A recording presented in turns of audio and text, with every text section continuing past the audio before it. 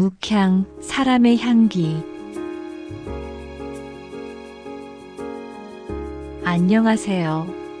맑게 갠 주말 하늘 아래 잠시 숨을 고르며 이야기에 귀 기울이기 좋은 시간입니다. 당신의 느긋한 하루를 채워드릴 스토리 도우미입니다. 여기 먹향기 그윽한 낡은 한옥집의 문을 두드리는 아주 특별한 손님의 이야기가 있습니다. 자신의 세계에 갇혀있던 한 노년의 장인이 낯선 청년과의 만남을 통해 잊고 있던 삶의 온기를 되찾게 되는 이야기입니다. 북촌의 오래된 골목길, 고즈넉한 기와 담장 너머에는 묵산 송진우 선생의 한옥이 자리하고 있습니다. 여든한 살의 송진우 선생은 한때 살아있는 국보로 불렸던 대한민국 서예계의 마지막 거목이었습니다. 그의 붓끝에서 태어난 글씨는 때로는 폭풍처럼 격렬했고 때로는 잔잔한 호수처럼 고요했으며 그 안에 담긴 정신은 보는 이를 압도하기에 충분했습니다. 하지만 이제 그의 작업실인 서예실의 벼루는 오랫동안 마른 채로 방치되어 있었습니다. 몇 년 전 아내가 세상을 떠나고 하나뿐인 아들마저 서예와는 담을 쌓은 채 바쁘게 살아가자 그는 세상으로 향하는 문을 스스로 굳게 닫아버렸습니다. 붓을 찾는 이도 붓의 가치를 알아주는 이도 없는 이 시대에 더 이상 글씨를 쓸 이유를 찾지 못했기 때문입니다. 그의 시간은 마치 벼루 위에서 굳어버린 먹물처럼 과거의 영광 속에 정체되어 있었습니다. 그날 오후도 그는 텅 빈 서예실에 홀로 앉아 창밖의 감나무만 멍하니 바라보고 있었습니다. 그때 아들 내외가 과일 바구니를 들고 찾아왔습니다. 아들은 아버지의 건강을 염려하는 척했지만 그의 진짜 용건은 다른 데 있었습니다. 아버지, 지난번에 말씀드린 거 다시 한번 생각해 보세요. 이 집 워낙 목이 좋아서 팔기만 하면 웬만한 아파트 2채 값은 받아요. 언제까지 이렇게 불편하게 혼자 사실 거예요? 저희 집 가까운 곳에 좋은 실버타운 얻어드릴 테니 이제 좀 편히 사세요. 아들의 현실적인 말에 송진우 선생은 쓴웃음을 지었습니다. 편하게 살라고? 나는 내 손때 묻은 이 기둥과 석갈의 밑이 아니면 단 하루도 편히 잠들 수 없는 사람이다. 내 평생의 시간이 이 집에 녹아 있는데 나더러 그 모든 걸 돈과 맞바꾸란 말이냐? 썩 나가거라.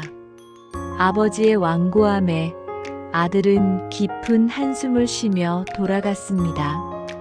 홀로 남은 송진우 선생의 마음은 더욱 스산해졌습니다. 모두가 자신의 삶을, 자신의 예술을 그저 낡고 불편한 과거의 유물로만 취급하는 것 같았습니다. 바로 그때였습니다. 굳게 닫혀있던 대문 밖에서 누군가 조심스럽게 문을 두드리는 소리가 들렸습니다. 그가 못 들은 척 앉아있자 이번에는 서툰 한국말로 외치는 소리가 들렸습니다. 저기요 계세요? 묵산 선생님 댁 맞아요? 송진우 선생은 인상을 찌푸리며 마지못해 대문으로 향했습니다. 문을 열자 그곳에는 키가 멀대같이 크고 파란 눈을 가진 젊은 외국인 청년 한 명이 서 있었습니다. 청년은 어색하게 허리를 숙여 인사하며 손에 들고 있던 책 한 권을 펼쳐 보였습니다. 책에는 송진우 선생의 대표작 혼이 실려 있었습니다. 선생님, 저 레오라고 해요. 미국에서 왔어요. 선생님 글씨 보고 너무 감동받아서 제자로 받아주세요. 가르쳐 주세요. 송진우 선생은 기가 막혔습니다. 난생 처음 보는 파란 눈의 이방인이 자신의 제자가 되겠다고 찾아온 것입니다. 그는 낯선 이의함과 자신의 신성한 예술이 가벼운 이국의 호기심거리로 전락한 것 같은 불쾌함에 휩싸였습니다. 나는 제자 안 받는다. 돌아가라. 그는 청년의 말이 채 끝나기도 전에 쾅 소리가 나도록 대문을 닫아버렸습니다. 송진우 선생은 그 파란 눈의 청년이 금방 포기하고 돌아갈 것이라고 생각했습니다. 하지만 레오는 다음 날 아침에도 어김없이 대문 앞에 나타났습니다. 그리고 그 다음 날도 또 그 다음 날도 그는 아무 말 없이 아침부터 해가 질 때까지 대문 앞 돌계단에 조용히 앉아 있다가 돌아가곤 했습니다. 비가 오는 날에는 낡은 우산을 쓴 채 묵묵히 자리를 지켰습니다. 처음에 귀찮고 불쾌했던 송진우 선생의 마음은 시간이 흐르면서 조금씩 흔들리기 시작했습니다. 저 무모할 정도의 끈기. 그것은 마치 젊은 시절 새벽마다 일어나 정신을 가다듬고 붓을 잡았던 자기 자신의 모습을 보는 것만 같았습니다. 일주일이 지났을 때 그는 결국 다시 대문을 열었습니다. 내 놈 대체 원하는 게 뭐냐? 제자로 받아주세요, 선생님. 내가 왜 국적도 근본도 모르는 너를 제자로 받아야 하지? 레오는 기다렸다는 듯 품속에서 꾸깃꾸깃한 종이들을 꺼내 보였습니다. 그것은 그가 밤새 인터넷 번역기를 돌려가며 써온 서툰 한국어로 된 자기소개서였습니다. 미술사를 전공하는 학생이라는 것, 박물관에서 우연히 본 선생님의 작품 혼에 매료되어 한국행을 결심했다는 것, 그리고 붓글씨의 정신을 배우고 싶다는 그의 진심이 비뚤베뚤한 글씨 속에 담겨 있었습니다. 송진우 선생은 한참 동안 말이 없다가 서예실로 들어오라는 듯 턱짓을 했습니다. 레오의 얼굴에 화색이 돌았습니다. 하지만 송진우 선생의 시험은 이제부터 시작이었습니다. 그는 레오를 벼루 앞에 앉히고 먹 한 자루를 손에 쥐어주었습니다.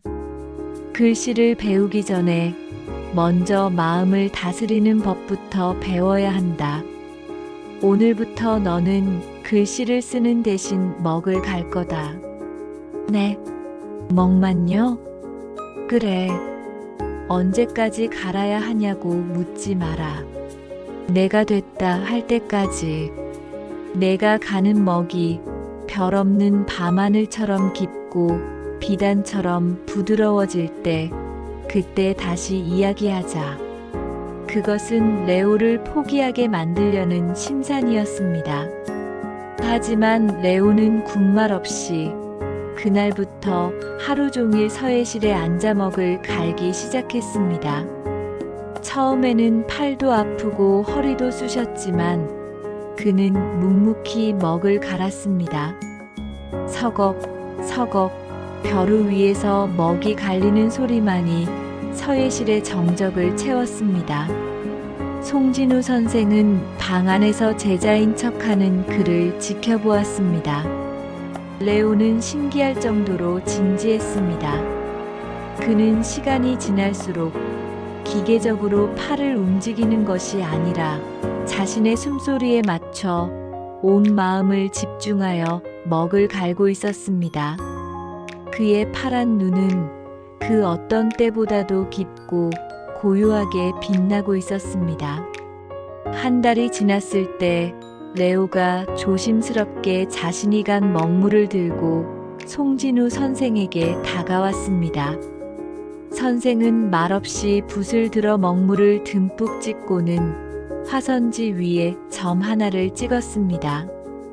검은 먹물이 은은하게 번져나가며 깊고 부드러운 흔적을 남겼습니다. 송진우 선생은 아주 오랜만에 희미한 미소를 지었습니다. 내일부터는 붙잡는 법을 가르쳐 주마. 다음 날부터 레오의 진짜 수업이 시작되었습니다. 하지만 그 수업은 레오가 상상했던 것과는 완전히 다른 것이었습니다. 송진우 선생은 그에게 글씨 쓰는 법을 가르쳐 주지 않았습니다. 대신 숨 쉬는 법, 서는 법, 그리고 붓을 잡는 법부터 다시 가르쳤습니다. 허리를 꼿꼿이 펴고 어깨에 힘을 빼라. 발은 땅에 단단히 뿌리내리고 정신은 하늘을 향해야 한다.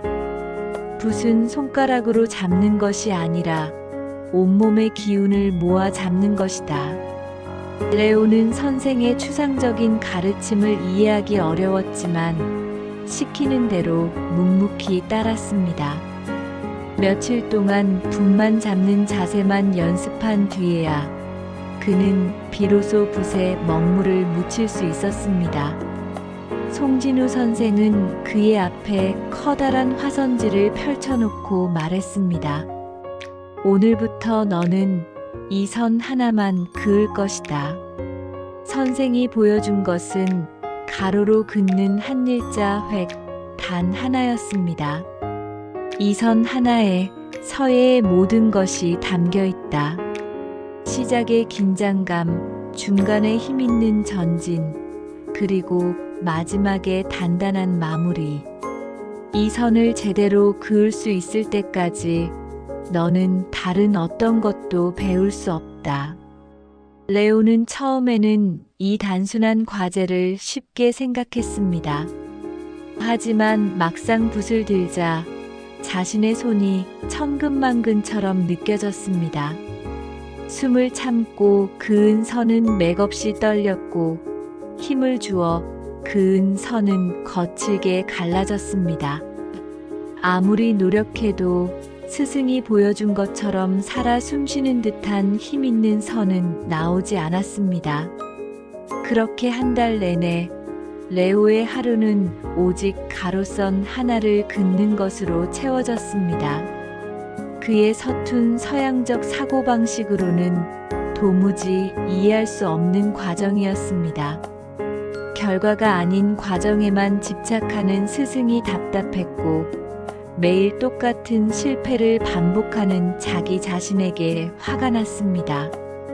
어느 날 참다 못한 레오가 스승에게 물었습니다.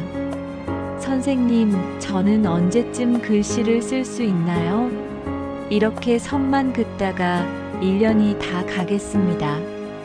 송진우 선생은 조용히 붓을 들었습니다. 그리고는 화선지 위에 단숨에 마음 심자를 써내려갔습니다. 단순한 글자가 아니었습니다. 점 하나, 획 하나에 희로애락의 감정이 모두 담겨 있는 듯 글자는 살아 움직이는 것 같았습니다. 레오야, 서예는 손으로 쓰는 기술이 아니라 마음으로 쓰는 도이다. 내 마음의 중심이 없으니 내 붓도 길을 잃고 헤매는 것이다. 글씨를 잘 쓰고 싶으냐? 그렇다면 먼저 너 자신의 마음부터 들여다보거라. 조급함을 버리고 화를 다스리고 오직 붓끝에 너의 숨과 마음을 온전히 실어보내거라. 스승의 말은 레오의 머리를 세게 때리는 죽비 소리와도 같았습니다.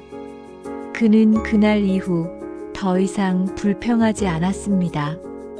대신 매일 아침 스승이 그랬던 것처럼 글씨를 쓰기 전에 1시간씩 묵묵히 명상을 하기 시작했습니다. 그는 비로소 스승이 가르치려 했던 것이 단순히 붓을 다루는 기술이 아니라 자기 자신을 다스리는 방법이었다는 것을 어렴풋이 깨닫기 시작했습니다. 몇 달의 시간이 더 흐른 뒤 레오는 마침내 스승으로부터 첫 번째 획을 졸업했다는 허락을 받았습니다. 그의 붓에서 나온 선은 더 이상 무기력하게 떨리거나 거칠게 갈라지지 않았습니다. 시작과 끝이 분명하고 그 안에 고유한 힘이 담겨 있었습니다. 송진우 선생은 그런 레오에게 새로운 과제를 내주었습니다. 이제 너의 이름을 한번 써보거라. 선생은 레오에게 2개의 한자를 가르쳐 주었습니다. 올레자와 깨달을 오자. 합치면 레오, 깨달음을 찾아온 자라는 뜻이었습니다. 그것은 스승이 제자에게 주는 세상에 단 하나뿐인 이름이었습니다. 레오는 자신의 새로운 이름을 화선지 위에 쓰는 연습을 시작했습니다. 하지만 그것은 이전에 연습했던 선긋기와는 차원이 다른 어려운 과제였습니다. 글자를 쓰기 위해서는 먼저 그 글자가 품고 있는 깊은 뜻과 역사를 이해해야만 했습니다. 송진우 선생은 그때부터 레오에게 본격적으로 서예의 철학과 미학을 가르치기 시작했습니다.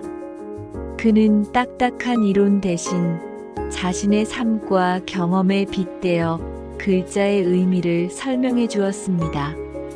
올레자를 보거라. 이 글자는 원래 보리가 익어 고개 숙인 모습을 본떠 만든 글자란다. 온다는 것은 그저 물리적으로 이동하는 것이 아니야. 오랜 시간 익어가고 마침내 고개를 숙일 줄 아는 겸손함이 있어야 비로소 진정으로 어딘가에 이를 수 있는 것이지.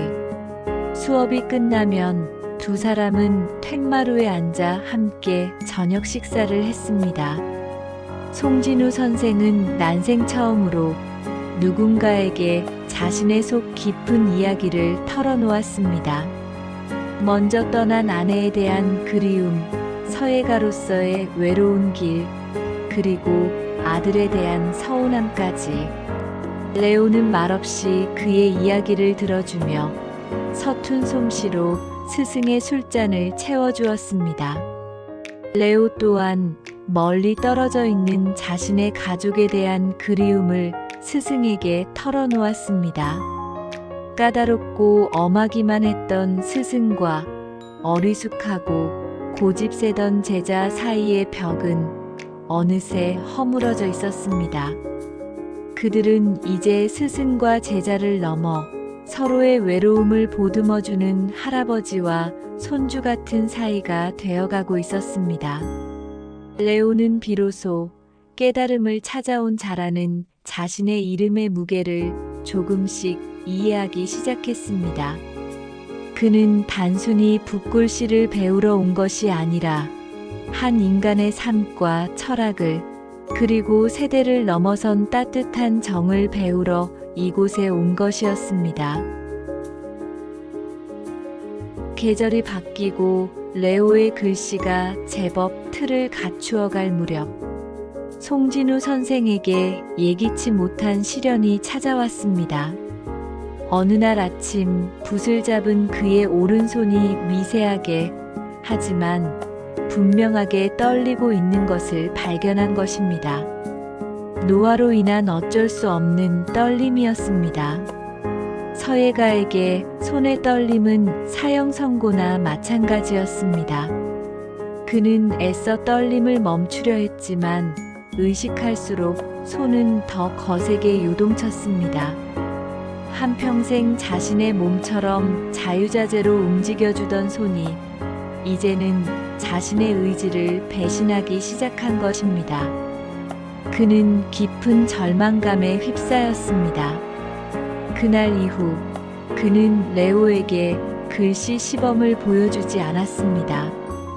대신 말로만 설명하며 실수를 지적하는 횟수가 늘어났고, 그의 말투는 다시 예전처럼 까칠하고 날카로워졌습니다.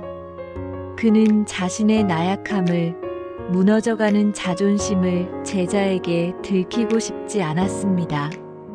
레오는 스승의 갑작스러운 변화를 눈치챘습니다.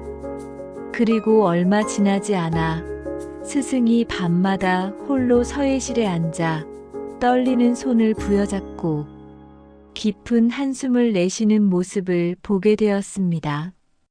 레오는 모든 것을 알 수 있었습니다.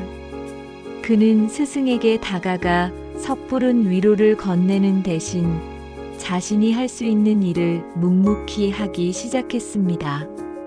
그는 인터넷을 뒤져 손 떨림에 좋다는 약초를 구해와 매일 아침 스승에게 따뜻한 차를 달여주었습니다. 그리고 스승이 붓을 잡지 않는 동안 불편하지 않도록 집안의 굳은 일을 도맡아 했습니다. 무거운 장작을 패고 마당에 잡초를 뽑고 낡은 문을 수리했습니다. 그는 스승의 제자가 아니라 아들이자 손주가 되기로 결심한 것입니다. 어느 날 송진우 선생은 중요한 문중의 족보에 글씨를 써달라는 부탁을 받았습니다. 거절할 수 없는 부탁에 그는 몇 번이고 망설이다 결국 붓을 들었습니다. 하지만 그의 손은 어김없이 떨렸고 첫 획을 긋는 순간 먹물이 화선지 위로 튀어 귀한 종이를 망치고 말았습니다. 에잇, 다 끝났다. 이젠 정말 다 끝났어. 그는 괴성을 지르며 붓을 바닥에 내동댕이 쳤습니다. 평생을 지켜온 자부심이 한순간에 무너져 내리는 순간이었습니다. 그는 서예실 구석에 주저앉아 마른 얼굴을 두 손으로 감쌌습니다. 그때 레오가 조용히 그의 곁으로 다가왔습니다. 그리고는 바닥에 떨어진 붓을 주워 스승의 손에 다시 쥐어주었습니다. 선생님, 레오는 스승의 떨리는 손을 자신의 두 손으로 부드럽게 감싸 안았습니다. 이 떨림은 실수가 아니에요.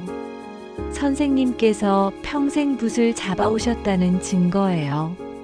선생님의 모든 시간이 이 손에 담겨 있는 거예요. 그러니 도망치지 마세요. 이 떨림과 함께 써요, 우리. 레오의 따뜻한 말은 스승의 굳어있던 마음을 녹이는 봄눈과도 같았습니다.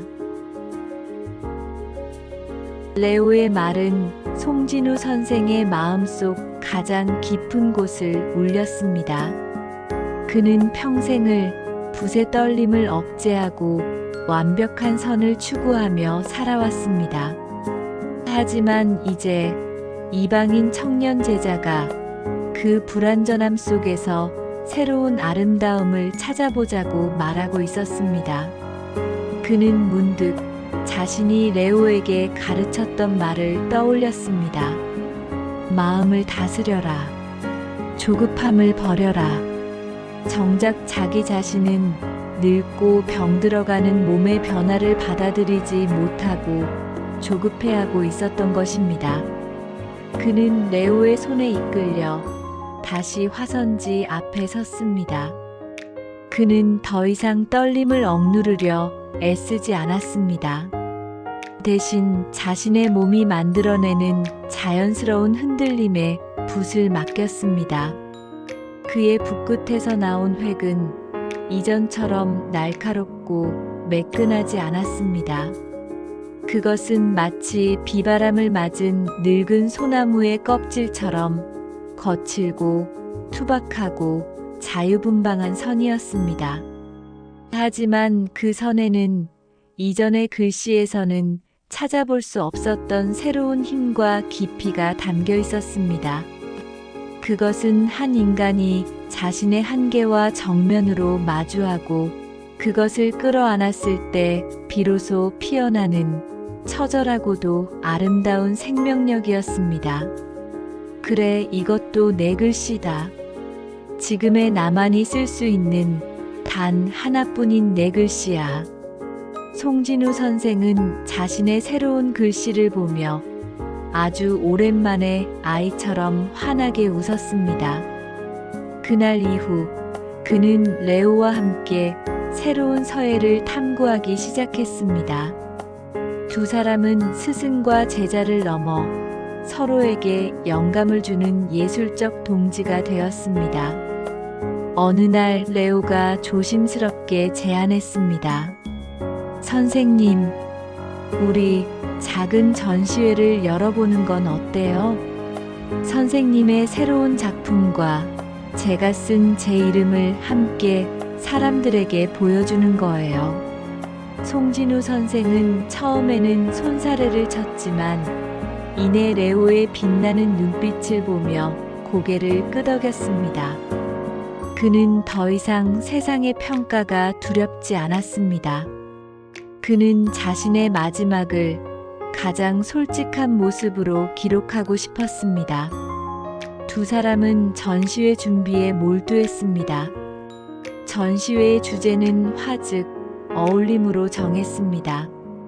늙음과 젊음의 어울림, 동양과 서양의 어울림, 그리고 완벽과 불완전의 어울림. 송진우 선생은 자신의 평생 철학이 담긴 돗자를 떨리는 손으로 완성해 나갔고, 레오는 자신의 깨달음이 담긴 이름 레오를 수백 번 넘게 연습했습니다. 그 과정에서 송진우 선생은 자신의 마지막 비기까지 레오에게 아낌없이 전수해 주었습니다. 그것은 기술의 전수가 아닌 마음과 철학의 전수였습니다. 초겨울의 문턱, 송진우 선생의 한옥집 대문이 몇 년 만에 활짝 열렸습니다. 어울림이라는 이름이 붙은 작은 전시회가 열리는 날이었습니다. 마당에는 선생의 새로운 글씨 도와 레오의 글씨 레오가 나란히 걸렸습니다. 떨림과 함께 완성된 스승의 글씨는 노송처럼 깊은 품을 보여주었고, 서툴지만 진심이 담긴 제자의 글씨는 굳건한 바위처럼 우직한 힘을 보여주었습니다. 많은 사람들이 찾아오지는 않았습니다. 하지만 꼭 와야 할 사람들이 그 자리를 채워주었습니다. 송진우 선생의 아들 레웨는 아버지의 글씨에서 이전에는 볼 수 없었던 따뜻한 자유와 평온함을 발견하고는 처음으로 아버지의 예술 세계를 깊이 이해하게 되었습니다. 레오의 대학 친구들은 서툰 동양화에 빠져있던 친구가 얼마나 위대한 스승을 만나 성장했는지를 확인하며 진심으로 축하해 주었습니다. 전시회가 끝나갈 무렵 레오는 곧 미국으로 돌아가야 한다는 소식을 전했습니다. 송진우 선생은 말없이 서예실로 들어가 자신이 평생 아껴왔던 낡은 붓 한 자루를 레오의 손에 쥐어주었습니다. 이것으로 너의 길을 가거라. 어디에 있든 붓을 잡을 때마다 나를 기억해주면 족하다. 레오는 눈물을 글썽이며 스승에게 큰 절을 올렸습니다.